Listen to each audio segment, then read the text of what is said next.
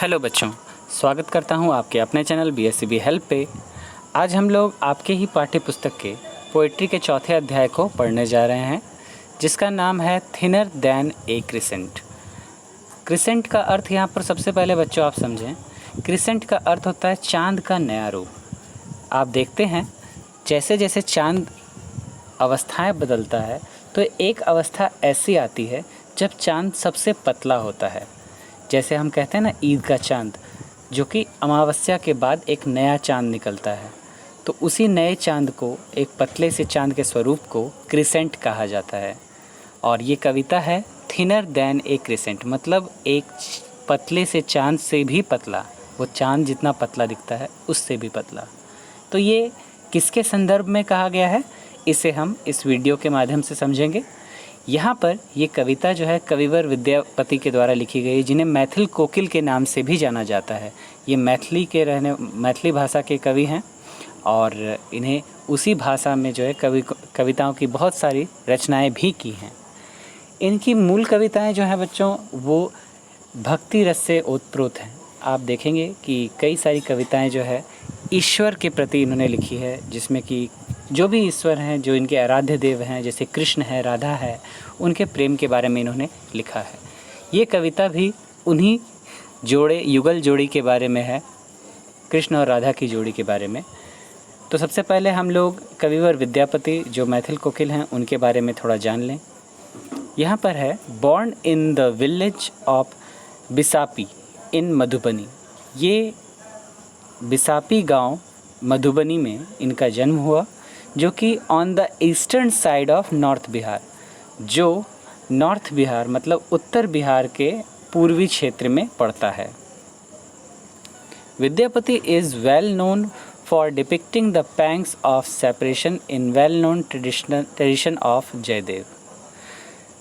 विद्यापति को बहुत ज़्यादा जाना जाता है उनके कार्यों के लिए।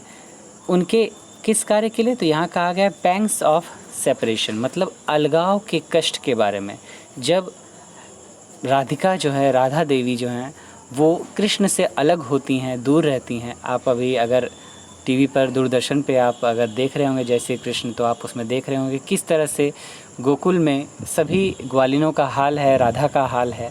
तो आप उससे भी देख सकते हैं कि उसी अलगाव के अर्थ को, राधा जब उनसे दूर हैं तो उसी अलगाव के अर्थ को उन्होंने किस प्रकार अपने पारंपरिक तरीके से, जो कि जयदेव जैसे लिखा करते, जयदेव भी एक कवि ही हैं, उनकी रचनाओं में जैसे ये देखा जा सकता है, वैसे ही विद्यापति की रचनाओं में भी देखा जा सकता है। His love songs recreate and reveal the world of Radha and Krishna. इनके जो प्रेम गीत हैं वो फिर से पुनर्निर्माण करते हैं और उजागर करते हैं राधा और कृष्ण के बीच के प्रेम को। The major love figures of Indian mythology and literature. और राधा कृष्ण की जो जोड़ी है वो भारतीय संस्कृति की प्रेम जोड़ी, युगल जोड़ी कही जाती है। सबसे अगर कहा जाए कि प्रेम का नाम अगर कहीं है जो कि अपवित्र नहीं है, तो वो जो है राधा और प्रेम की जोड़ी है। ये हमेशा से इनका नाम लिया जाता रहेगा। साहित्य में भी इनका बहुत ज़्यादा योगदान है। इनके ऊपर कई सारी रचनाएं की गई हैं, कई लेखकों के द्वारा। कई सारे लेखक ने इनके बारे में लिखा है। However, while Jayadev's poem celebrate Krishna's love and pays comparatively little attention to Radha the woman, तो यहाँ पर आपको बताया जा रहा है कि जो जयदेव थे, जयदेव की कविताओं में कृष्ण और राधा के प्रेम को दिखाया जाता था, उनके बीच के अलगाव को नहीं दिखाया गया, प्रेम को दिखाया गया। और प्रेम में जो है वो सेलिब्रेशन, मतलब उत्साह का एक माहौल था, जो केवल और केवल कृष्ण के सुखों को दिखाता है। राधा के यहाँ पर कष्ट को कभी भी दिखाने की कोशिश नहीं की जयदेव ने, उसके बारे में नहीं बताया गया है, बहुत ही कम उसके ऊपर ध्यान दिया गया है। लेकिन अब बात करते हैं Vidyapati. Vidyapati is primarily concerned with the intense passion of Radha love. Vidyapati जो है राधा के प्रेम के प्रति बहुत मतलब सम्मान रखते हैं, उसके प्रेम को जो है वो प्राथमिकता देते हैं कि किस प्रकार से वो कृष्ण से प्रेम करती हैं, उनके प्रति चिंता करती हैं और उनसे दूर होकर, उनसे बिछड़कर वो कितना रोती हैं, कितना जो है तड़पती हैं, इनके बारे में इन्होंने बहुत कुछ लिखा है। अपने मैथिली भाषा के जो रचना है उसमें बहुत ज़्यादा लिखा है। ये तो उसका अंग्रेजी रूपांतरण है, तो एक छोटी सी कविता है ये। At once sensuous and sensual, descriptive and dramatic, Vidyapati's songs range beyond the mythological only to find their place in the heart of human lover whose dream and desire never die। तो यहाँ पर अचानक से विद्यापति जो हैं वो आत्मीय चिंता, मतलब हमारे सेंस जो हैं, हमारे जो इंद्रियां हैं, इंद्रियों के बारे में ये बताते हैं कि इंद्रियां जो है वो प्रेम के कारण आतुर हो जाती हैं, काबू के बाहर हो जाती हैं। ये उनके बारे में व्याख्या भी करते हैं और उनके बीच की जो रहस्य है, जो ड्रामेटिक रूप है, उसके अंदर की जो ड्रामा एक नज़ारा दिखता है, उस प्रसंग को भी ये दिखाते हैं। और इसमें जो है ये भी विद्यापति दिखाना चाहते हैं अपने गीतों के ज़रिए कि कैसे हमारा ये पौराणिक ग्रंथ जो इनके बारे में, जिसके बारे में राधा और कृष्ण, ये तो पुराने ज़माने के मतलब माना जाता है कि पृथ्वी पर इनका अवतार हुआ था, तो उनके बारे में ये बताते हैं कि इंसान आज के समय में जो किस प्रकार का प्रेम इंसान को करना चाहिए। और ये प्रेम की इच्छाएं, प्रेम के स्वप्न, वैसे ही स्वप्न इंसान के मन में आज जगाना चाहते हैं जो कि कभी मृत नहीं होगी।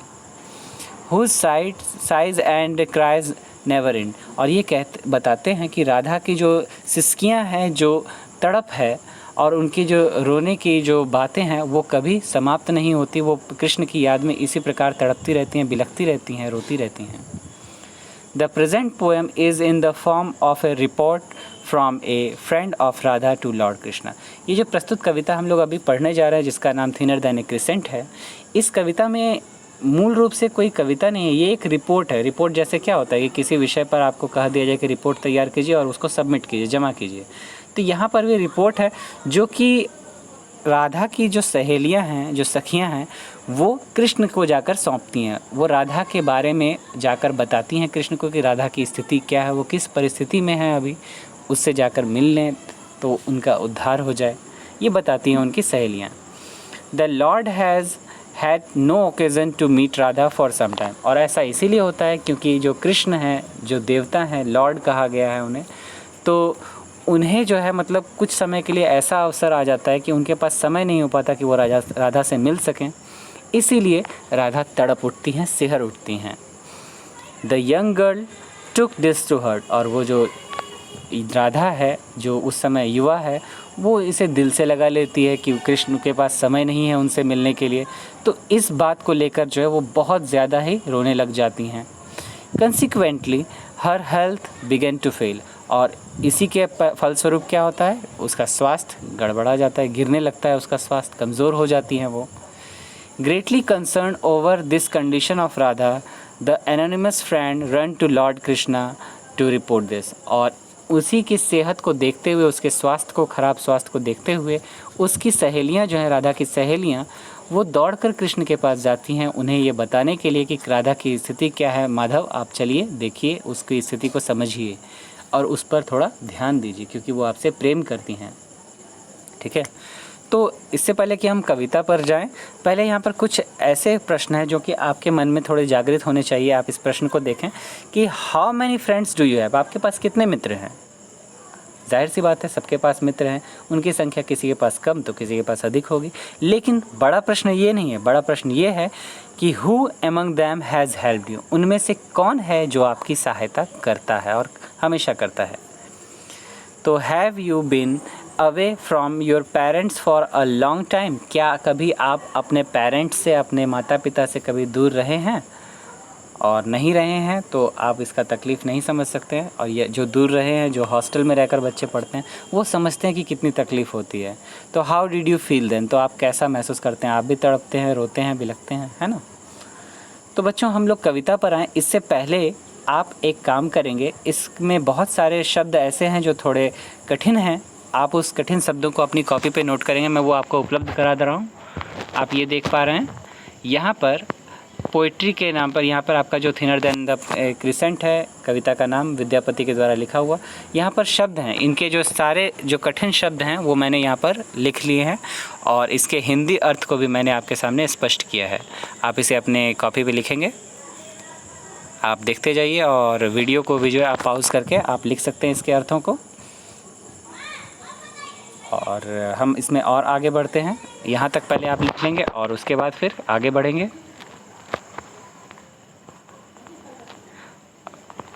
और इसके बाद आप जो कहानी है, यहाँ तक आप देख रहे हैं कि कुछ एनोनिमस जो शब्द है यहाँ तक जो है आपका जो अभी मैंने बताया उसमें है, और उसके बाद जो ये कार्व से शुरू हो रहा है ये शब्द आपकी कविता में मिलेंगे। तो आप इस कविता के जो शब्द हैं उसमें ज़्यादा कठिन शब्द नहीं है, ये 6 शब्द ही हैं जो कविता में हैं थोड़े, क्योंकि कविता भी ज़्यादा बड़ी नहीं है। तो आप इन शब्दों को अपनी कॉपी में अंकित कर लेंगे। तो उम्मीद है आपने इसको लिख लिया होगा। अब आते हैं कविता पर वापस, हम अपनी कविता को शुरू करते हैं। तो बच्चों अब ये कविता शुरू हो रही है। यहाँ पर सबसे पहले आप एक बार फिर से कविता के उद्देश्य को समझ लें। कविता का उद्देश्य क्या था? तो कविता का उद्देश्य था कि राधा जो है, कृष्ण के पास कुछ समय के लिए समय नहीं है कि वो राधा से जाकर मिल सके, वो उनसे दूर हैं। और इस बात को राधा जो है हृदय से लगा लेती हैं और वो जो है रोने लग जाती हैं और उसका स्वास्थ्य गिरने लग जाता है। और इसी परिस्थिति को बताते हुए उसकी सहेलियाँ जो हैं वो एक अर्ज़ी लेकर कृष्ण के पास जाती हैं कि वो उनसे जाकर मिल लें। तो ये कहानी का जो है मूल सार है। अब हम इसको यहाँ पर देखते हैं कविता के रूप में। हर टीयर्स कार्व्ड ए रिवर। पहला पंक्ति कहता है कि उनके आंसुओं से नदी बह चली। ठीक है, राधा के आंसुओं से नदी बह चली, नदी का आकार ले लिया है उनके आंसुओं ने। पहला लाइन ही देखिए कितना गंभीरता से कहा गया कि उनके आंसुओं ने नदी का रूप ले लिया। फिर है and she breeds on it's bank, और वह उसके किनारे पर, उस नदी के किनारे पर बैठकर रोए जा रही हैं, बिलखती जा रही हैं। ठीक है, तड़प रही हैं उसके किनारे पर वो बैठकर।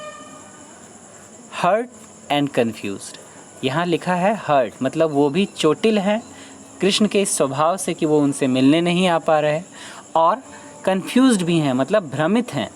किस बात से भ्रमित हैं? कि जो व्यक्ति उनसे इतना प्रेम करता है, उन्हें अपनी आत्मा में बसा कर रखता है, उनके पास आखिर समय क्यों नहीं है राधा के लिए। इस बात को लेकर वो भ्रमित हैं, कन्फ्यूज्ड हैं।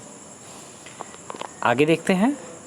You ask her one thing, she speaks of another. आप उनसे पूछेंगे कुछ और, वो जवाब देंगी कुछ और। मतलब राधा की मनोस्थिति ठीक नहीं है, वो कृष्ण के प्रेम में इतना पागल, इतनी बावरी हो चुकी हैं कि आप उनसे कुछ और पूछेंगे, उसके जवाब जो है कृष्ण के ही रूप में होगा, कुछ भी नहीं होगा उसके अलावा। कृष्ण के अलावा वो किसी और का नाम ले ही नहीं रही। हर फ्रेंड्स बिलीव दैट जॉय में कम अगेन, और उनके मित्रों का जो है, उनकी सखियों का ये मानना है कि वो खुशी एक बार फिर से लौटेगी।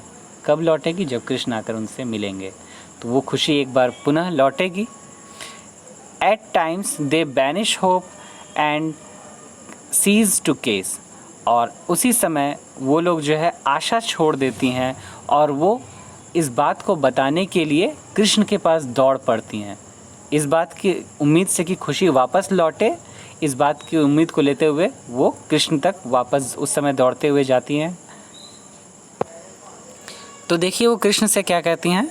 वो कहती हैं कि ओ माधव, हे Madhav, I have run to call you. मैं दौड़ कर आई हूँ आपसे यह कहने के लिए, यह बताने के लिए मैं आपको आई हूँ दौड़ते हुए।